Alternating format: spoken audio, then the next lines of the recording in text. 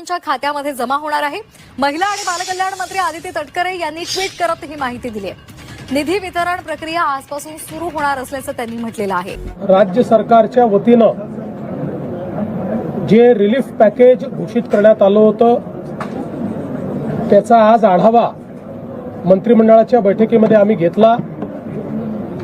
आतापर्यंत या अंतर्गत 8,000 कोटी रुपये हे रिलीज झालेले आहेत। जवळपास 40 लाख शेतकऱ्यांच्या खात्यांमध्ये पैसे पोचलेले आहेत।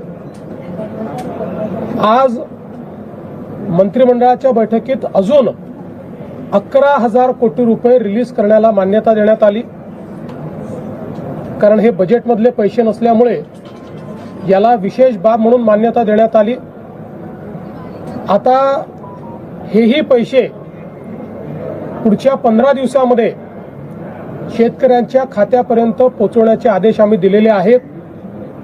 आत्ता जो काही निधी गेलेला आहे हा वेगवेगळ्या जिल्ह्यांमध्ये वेगवेगळ्या पद्धतीने गेलेला आहे। काही ठिकाणी तो पार्शल गेलेला आहे। याचं कारण आम्ही एक निर्णय घेतला होता की जशा याद्या येतील तशी मान्यता द्यायची, सगळ्या याद्यांकरता थांबायचं नाही। त्यामुळे कोणी हे कन्फ्युजन ठेवण्याचं कारण नाही की आम्हाला तर जे काही एनडीआरएफचे पैसे होते ते मिळाले पण 10,000 मिळाले नाहीत, आम्हाला 10,000 मिळाले पण 3 हेक्टरचे मिळाले नाहीत। ज्यांना 2 हेक्टरचे पैसे मिळाले आता त्यांच्या खात्यात 3ऱ्या हेक्टरचे पैसे आपण टाकतोय।